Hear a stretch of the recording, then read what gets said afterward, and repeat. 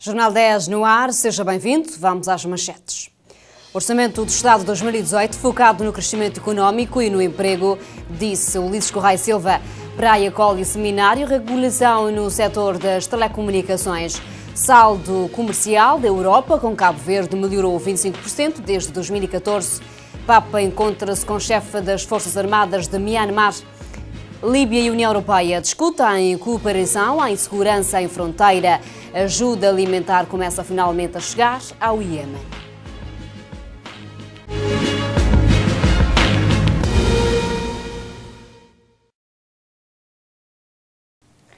Uma vez mais, boa noite. No debate sobre o Orçamento do Estado para 2018, o partido que sustenta o governo afirma ser prudente e responde a problemas de fundo dos cabo-verdianos. Já o PICV defende ser um orçamento de frustrações e de desesperança. O CID defende que satisfaz pela narrativa, mas que pelo conteúdo é lamentável.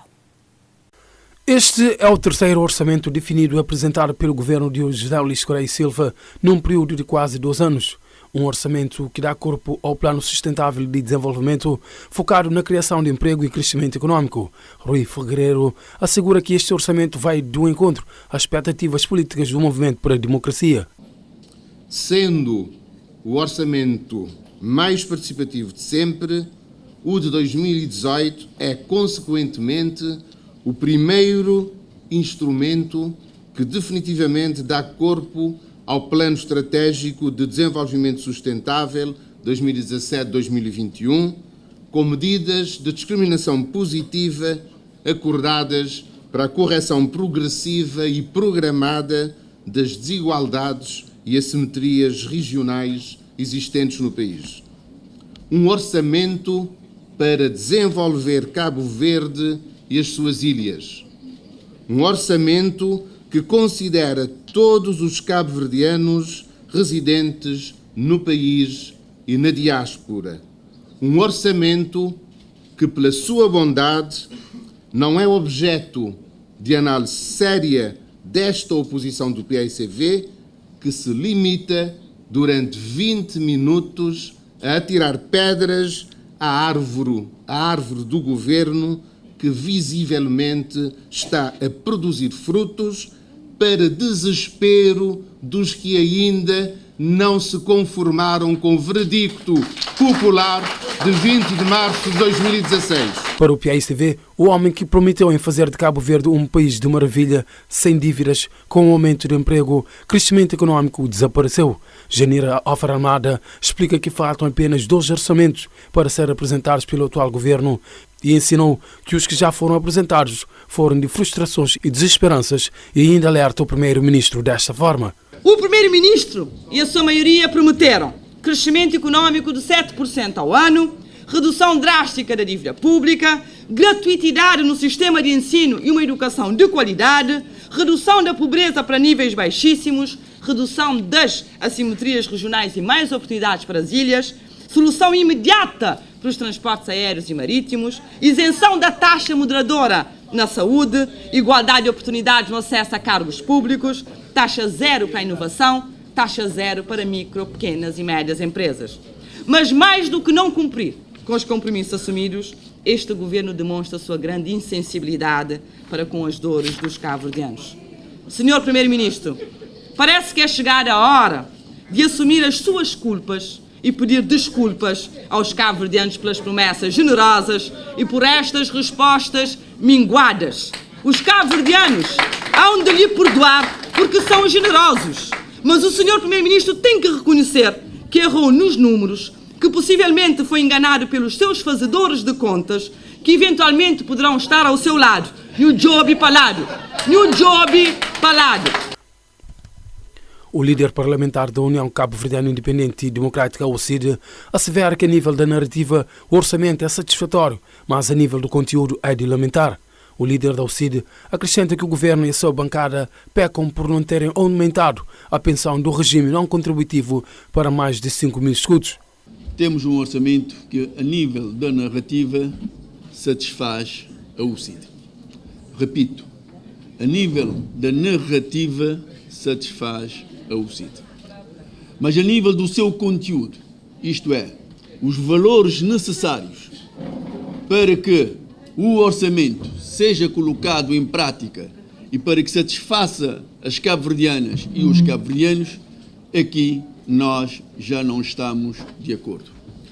Dizer que temos um orçamento que não olha de uma forma clara e objetiva para os grandes problemas dos cabo-verdianos e das cabo-verdianas.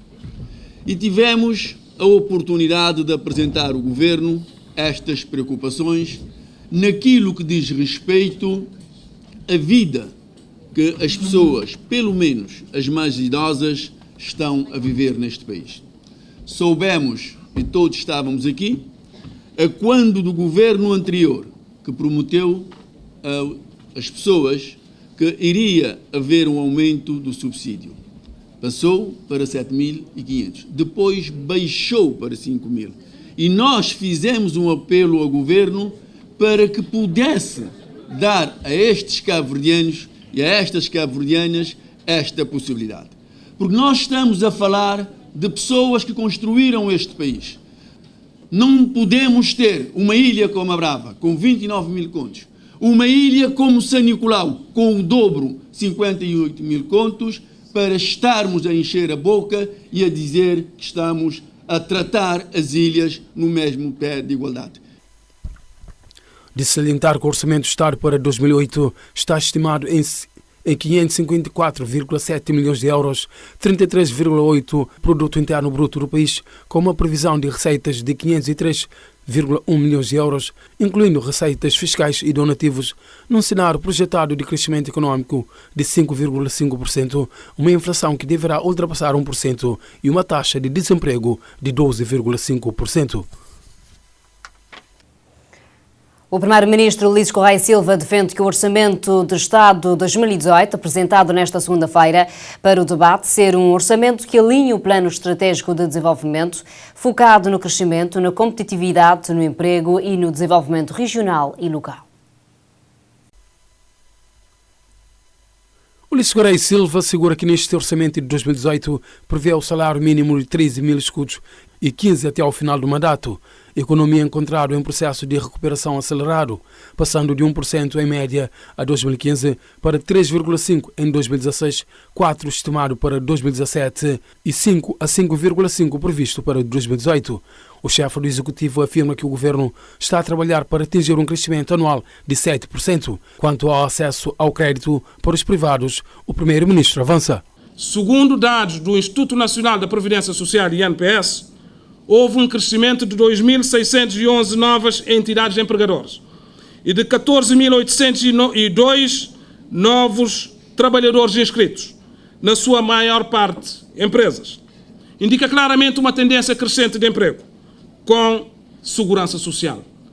Emprego com segurança social. O tipo de emprego que nós almejamos atingir e desenvolver em Cabo Verde. De trabalho decente. Falo de mais 14.802 trabalhadores inscritos. Este orçamento prevê ainda 1,5 milhões de contos de avales e garantias para operações financeiras internas e externas. O turismo tem estado a crescer, propondo assim mais de 1 milhão de turistas a visitar Cabo Verde até ao final do mandato. No que toca ao emprego e formação, Ulisses Correia Silva assegura. Atuamos com sucesso sobre um dos grandes condicionantes ao investimento privado. Falo do acesso ao financiamento. Hoje, as micro, pequenas, médias e grandes empresas têm várias opções de financiamento através de Programa de Promoção do Microempreendedorismo com uma dotação de linha de crédito de 100.000 contos. Programa Startup Jovem com uma linha de crédito de 750.000 contos através de bancos. Linha de crédito bonificado para pequenas e médias empresas, 5,5 milhões de contos.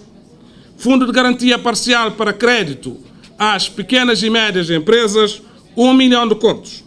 Capital de risco mediante a fusão da SDE com a Procapital.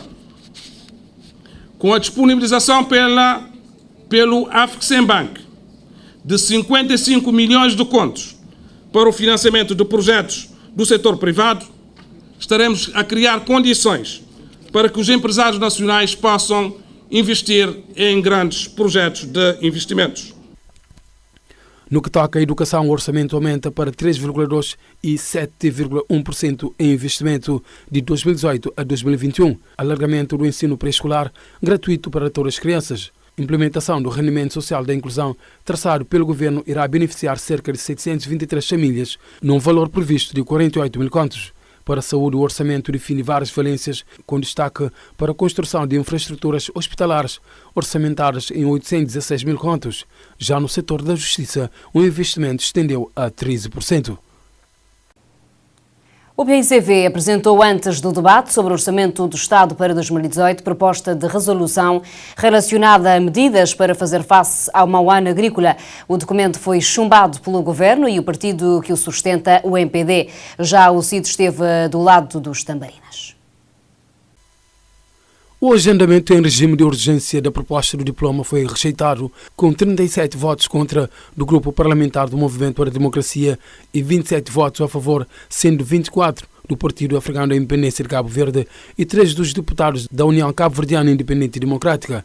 A proposta é estéril em termos de novas soluções e novas ideias e confunde tudo aquilo que tem a ver com mitigação com as questões que têm a ver com resiliência, afirmou o Ministro da Agricultura e Ambiente, Gilberto Silva, referindo-se ao diploma apresentado pelo grupo parlamentar do PICV.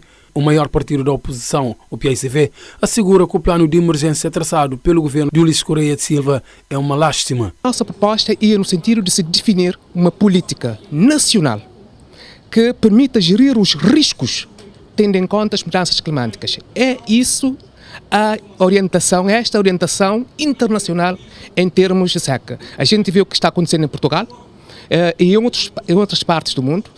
Então corremos o risco, se a gente se limitar a simples plano de emergência, que nem sequer tem recursos, corremos o risco de, antes de executar esse plano, chegarmos numa nova situação de um novo plano de emergência e assim repetidamente, porque as secas efetivamente tornaram-se mais intensas, mais generalidades e mais profundas. Por sua vez, o deputado Alcídio António Monteiro foi na mesma direção que os parlamentares de Tambarina, apoiando o agendamento da proposta. Segundo António Monteiro, há gado a morrer em Santo Antão e em São Vicente, indicando que o programa de emergência do governo, de acordo com os criadores de gado visitados, não tem nada de emergência. Por aquilo que conhecemos, e conhecemos porque estamos a andar no terreno, ouvindo as pessoas, que a situação é extremamente difícil e que as medidas de emergências que estão sendo faladas e que estão sendo reclamadas pelas pessoas que estão a viver a crise na pele, já deveria estar a consumar-se no terreno. E isto não está a acontecer. E o PICV, ao trazer de emergência uma proposta de resolução para ajudar, para se poder mitigar os efeitos, nós entendíamos que o Governo e o próprio partido, o MPD, deveriam aceitar este agendamento, porque seria uma forma de irmos um pouco mais a fundo nas problemáticas que estão a aterrorizar os cidadãos cabo-verdianos que vivem da agricultura e da criação de gado e podermos assim encontrar alguns aspectos que seriam concordantes entre os partidos políticos e também o Governo para podermos servir as pessoas o mais rapidamente possível. O Governo assegura que os recursos para o financiamento do programa de mitigação dos efeitos do mau ano agrícola já foram mobilizados. Este orçamento é elaborado num contexto de extremas dificuldades derivadas do mau ano agrícola e suas implicações sobre a produção e o rendimento de um número considerável de famílias que vivem da agricultura e da pecuária.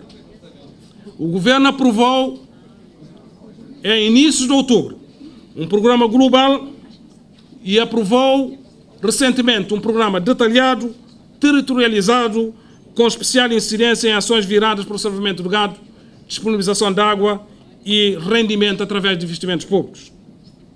Recursos para o financiamento do programa de mitigação dos efeitos do mau ano agrícola já foram mobilizados, com compromissos firmes de parceiros como a União Europeia, o BAD, FAO e outros bilaterais poderão ultrapassar os 10 milhões de euros. O programa já arrancou e está em curso. Emanuel Barbosa, do grupo parlamentar do MPD, revelou que a sua bancada votou contra porque o plano de emergência do governo é suficiente e veio em tempo oportuno para fazer face à situação da seca. Alegou aquele porta-voz, acrescentando que a proposta do PICV é apenas um instrumento para fazer politiquice. O saldo da balança comercial entre a União Europeia e o arquipélago de Cabo Verde melhorou 25,4% entre 2014 e 2016, com as exportações a passarem de 417 mil milhões de euros para 473 mil milhões. De acordo com os dados do Organismo Oficial das Estratégias Europeias, o Eurostat, as vendas de bens e serviços europeus ao arquipélago de Cabo Verde subiram 13% desde 2014, o que ajuda a explicar a melhoria da balança comercial, que aumentou de 220 para 401 milhões de euros entre 2014 e 2016. As importações de Cabo Verde para a Europa, por seu turno, chegaram quase a 100 milhões de euros em 2014, mas desceram significativamente para 63,6 milhões no ano seguinte, tendo recuperado para 71,6 milhões de euros no ano passado. O relatório sobre as perspectivas económicas africanas, divulgado em maio pelo Banco Africano para o Desenvolvimento, Organização para a Cooperação e Desenvolvimento Económico e Nações Unidas, diz que Cabo Verde deve aproveitar o crescimento de 3,7% previsto para este ano e 4,1% no próximo para acelerar a participação do setor privado na economia, tornando-o um motor do crescimento económico. O documento alerta que o arquipélago está numa encruzilhada e que são precisas políticas setoriais bem coordenadas, melhoramentos no ambiente de negócios e uma focalização na integração regional para reduzir as limitações à industrialização. O Ministro dos Negócios Estrangeiros e Comunidades, Luís Filipe Tavares, participou na 34ª Conferência Ministerial da Francofonia, nos dias 25 e 26 de novembro, em Paris. A conferência foi feita com o intuito de analisar aspectos políticos do espaço francófono. A referida conferência tinha por objetivo analisar as questões relativas à situação política do espaço francófono, fazer o balanço da implementação dos resultados da última cimeira da Antananarivo. O encontro também permitiu debruçar sobre as economias novas, nomeadamente economia azul, economia verde, motores da criação de riqueza, da inclusão social e desenvolvimento sustentável. Tema essencialmente ligado às mudanças climáticas e aos objetivos de desenvolvimento durável e estratégia económica da francofonia. Para além de ter sido preparatória para a 17ª Cimeira da Francofonia, que se realizará em 2018 na Arménia, também permitiu analisar e aprovar 6 projetos de resolução, nomeadamente o tratamento desumano e esclavagista a todos os níveis inaceitáveis a que milhares de africanos estão a ser submetidos na Líbia.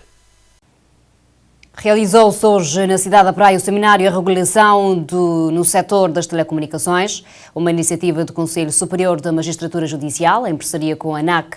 O foco vai para as fases de saneamento, coordenação e valoração da prova. A abertura do evento esteve ao cargo do Presidente do Conselho Superior da Magistratura Judicial, Bernardino Delgado.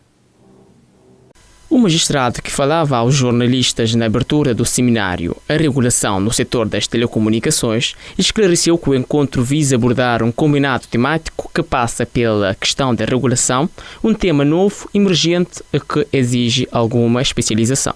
A regulação, como sabem, é um tema, portanto, novo, um tema emergente e que, portanto, temos vindo a ter alguns casos nos tribunais e em função, portanto,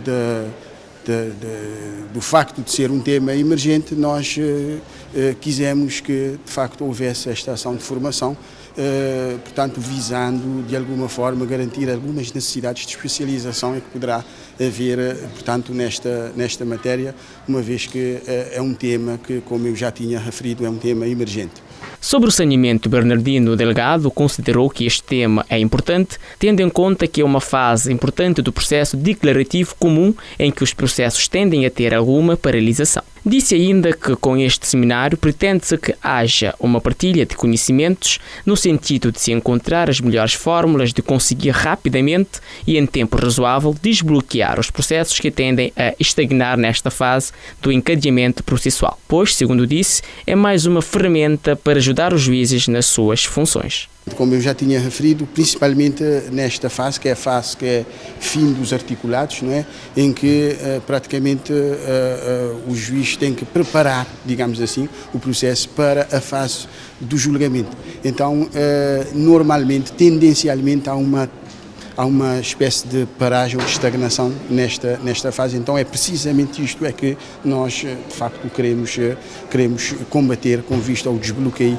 e, portanto, melhorando também a questão da celeridade processual que nos preocupa a nós todos. Por sua vez, o administrador da ANAC sublinhou igualmente a importância da iniciativa, indicando que o seminário pretende trazer novos ensinamentos sobre as comunicações eletrónicas. Segundo João Gomes, trata-se de uma matéria essencialmente nova no mundo que vem mexendo com as magistraturas e as doutrinas.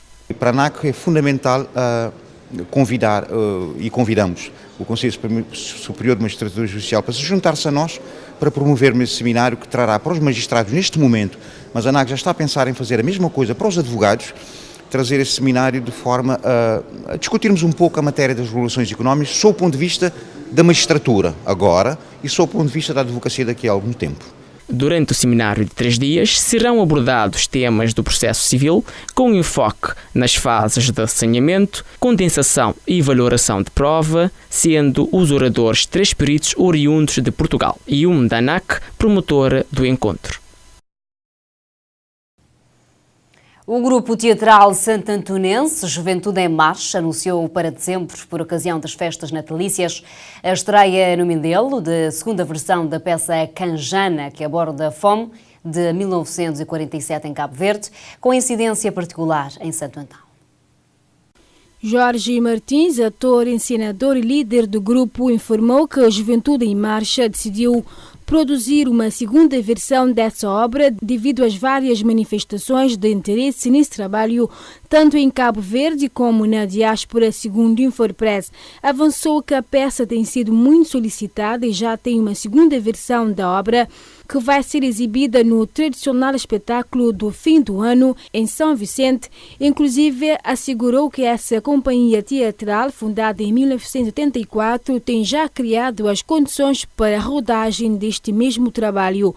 Vai ser, segundo Jorge Martins, uma curta-metragem, estando as condições praticamente criadas em termos financeiros para a concretização deste projeto, que contará ainda com o envolvimento da Câmara Municipal do Porto Novo e do cineasta Leão Lopes. Escreve a mesma fonte que Canjana é uma criação que aborda a fome que assolou Cabo Verde em 1947 e o famoso naufrágio em novembro desse ano em Ponta de Canjana, no litoral de Porto Novo, do navio norte-americano carregado de milho, acabando por salvar grande parte da população de Santo Antão. Porto Novo recebeu este fim de semana as comemorações dos 70 anos desde acontecimento que marcou a história recente da ilha de Santo Antão, com a realização de um encontro de reflexão sobre o encalhe e uma incursão a Canjana.